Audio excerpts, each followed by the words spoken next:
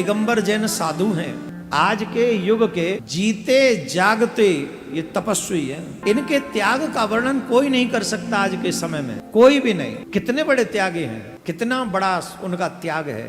वो दिगंबर हैं, उनके पास भी ऑप्शन था हमारी तुम्हारी तरह अपने घर में रहने का, पर उन्होंने संसार के कल्याणार्थ, अपने कल्याणार्थ, अपनी पीढ़ियों को तारने के कल्याणार्थ ऋषभदेव भगवान महावीर के पथ पर चलना स्वीकार किया। ऐसे त्याग भरा जीवन। महाराज सेविंग करने के लिए वो कभी भी किट का यूज नहीं करते। ये जो रेजर वेजर हम लोग यूज करते हैं वो नहीं करते, वो अपने हाथों से ही उनको पैदल यात्रा ही करते हैं। चाहे उन्हें कन्याकुमारी से कश्मीर जाना हो, वो पैदल यात्रा करते हैं। हमारी तरह गाड़ियों में जहाजों में नहीं जाते हैं। वो हम जैसे लोगों के लिए बड़ा आसान है गाड़ी वाड़ियों में भागना। उन जैन मुनियों की तपस्या देखो। हम लोग 21 किलोमीटर की परिक्रमा करते हैं, अभी तक डर के मारे वृंदावन की परिक्रमा नहीं कर पाए। कंकड़ी चुभ जाएंगी, कंकड़ी चुभ जाएंगी, कंकड़ी। इसलिए, और वो जहां भी यात्रा करते बाई रोड पैदल ही चलते हैं। ये त्याग नहीं है उनका, ये समाज के लिए समर्पण नहीं है उनका। महावीर स्वामी सिखाते हैं जियो और जीने दो, अहिंसा परमो धर्म। तो ने ही हम सबके विचारों को शुद्ध, आज तक इस घोर कलयुग में भी शुद्ध रखे हुए हैं हमारे विचारों को, तो केवल संतों की कृपा है। इसलिए सभी संतों को प्रणाम। जैन और हिंदू ये दो नहीं है, एक है। संत जैनों के और हिंदुओं के ये दो नहीं है। संत संत होते हैं, चाहे जैनों के हों हिंदुओं के। संत का काम है अज्ञान का हरण करना।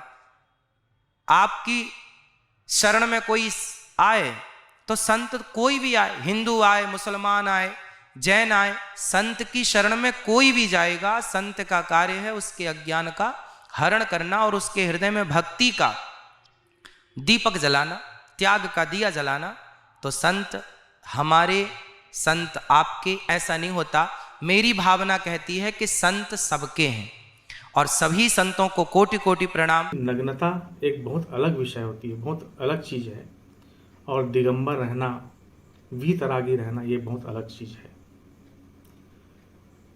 अनिरुद्धाचार्य जी को यह समझना चाहिए कि वो एक पब्लिक फिगर हो चुके हैं, तो उनको बहुत सोच समझकर बोलना चाहिए, और ऐसा बोलना चाहिए कि जिससे किसी को ठेस न लगे, जो विवाद का कारण न बने। और उनकी अपनी परंपरा है जैन धर्म की, जैन संप्रदाय की, कि वो दिगंबर श्वेतांबर होते हैं। ये तो हर कोई जानता है। और दिगंबर का अर्थ क्या होता है? जिन्होंने इस अंबर को ही अपना वस्त्र बना लिया।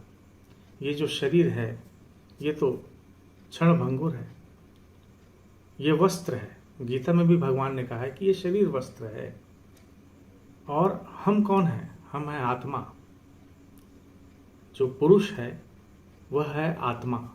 पुरुष शब्द आत्मा के लिए उपयोग में आया है।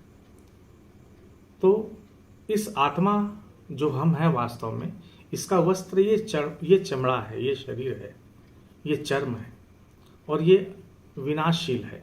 आत्मा अमर रहेगी, ये शरीर तो आता जाता रहेगा, मिलता रहेगा, खत्म होता रहेगा। तो वास्तविक वस्त्र हमारा तो ये शरीर है। और ये जो अंबर है, ये जो अंतरिक्ष है, ये आसमान है, यही हमारी छत है। यह अध्यात्म में कहा गया है दिगंबरों के लिए। और दिगंबर हर व्यक्ति नहीं बन सकता। दिगंबर बनने के लिए जितेंद्रिय होना पड़ता है, और ये चेतना की एक अलग ही अवस्था है। हमारे हिंदू संत भी कई ऐसे हुए हैं जिन्होंने वस्त्रों का त्याग कर दिया, जिन्होंने वस्त्र का त्याग कर दिया। उनको आवश्यकता नहीं वस्त्र की, वो दिगंबर अवस्था में। अरे जिनकी भागवत आप करते हैं, जिनके मुख से भागवत की गंगा निकली, सुखदेव जी, उनके बारे में तो आप पढ़े होंगे। वो जन्म लिया और चल पड़े, दिगंबर ही चल पड़े। वो उनमें इतना वैराग्य था जन्म से ही। बाद में फिर उन्होंने भागवत का ज्ञान अपने पिता से प्राप्त किया और फिर नैमिषारण्य में उसका वाचन किया। और बहुत से हमारे धर्म में ऐसे साधु संत हैं, कुंभ में आपको दिख जाएंगे, जिनको हम नागा साधु कहते हैं। वो भस्म का ही लेपन करते हैं, वही उनका वस्त्र है। जैन पंथ के लिए हम आपको बता दें कि जैन पंथ का प्रादुर्भाव ही भागवत के आचार्य प्रथम तीर्थंकर ऋषभदेव जी महाराज से हुआ है, जिनका वर्णन भागवत में है। ऋषभदेव जी महाराज के पुत्र भरत, भरत के नाम से ही हमारे देश का नाम भारत पड़ा है। तो प्रथम तीर्थंकर ऋषभदेव जी महाराज स्वयं सनातनी है और सनातन की रक्षा के लिए अपने पुत्र को लगाया, खुद भी सिद्धियों में लगे। वर्तमान में कुछ दिन पहले हमारे ऊपर बहुत से विवाद भय, इस देश में बातें बहुत हुई, इस देश में विचित्र स्थितियां बनाई गई।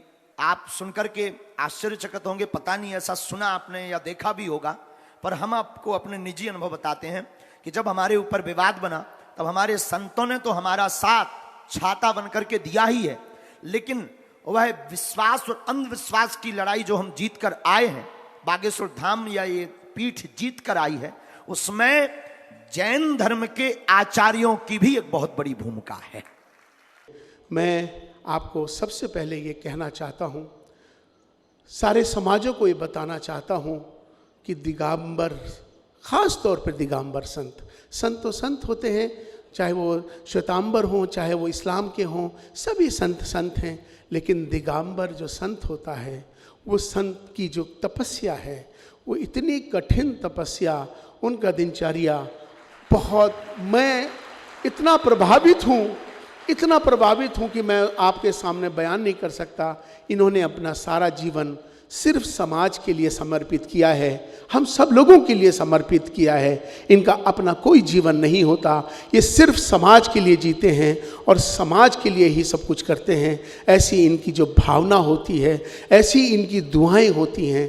तो मैं इस मौके पर एक बात तमाम सारे समाजों को ये कहना चाहता हूँ कि जब भी कोई दिगंबर संत आपके इलाके से गुजरे, सड़कों के किनारे से गुजरे, तो आप सबसे पहले उन संतों का सम्मान करना चाहिए। उन संतों का अगर आप सम्मान करेंगे, उन संतों की जो दुआएं आपको मिलेंगी, आप सोच नहीं सकते। ये बहुत ऐसे संत हैं जो अपना जीवन सिर्फ समाज के लिए, देश के लिए, मानवता के लिए अपना गुजारते हैं। तो ऐसे संतों का आप दर्शन भी करें और जब सड़क के गुजरे तो गाड़ियों को, चूंकि देखो मैं आज आपको बता दूं, चाहे श्वेतांबर संत हो चाहे दिगंबर संत हो, पैदल चलते हैं, उनका अपना एक नियम होता है और वो सड़क के किनारे किनारे चलते हैं। और जब गाड़ियां चलती हैं तो मैं तमाम सबको आज ये कहना चाहता हूं कि जब भी सड़क से हमारे दिगंबर संत या श्वेतांबर संत, कोई भी संत अगर सड़कों से गुजरे तो वहां पर गाड़ियां एक रोक दी जाएं और एक साइड से गाड़ियां गुजारी जाएं। क्योंकि मेरे बहुत सारे संतों का एक्सीडेंट हो गए, वो इस दुनिया से चले गए, क्योंकि एक संत का जाना एक बहुत बड़ी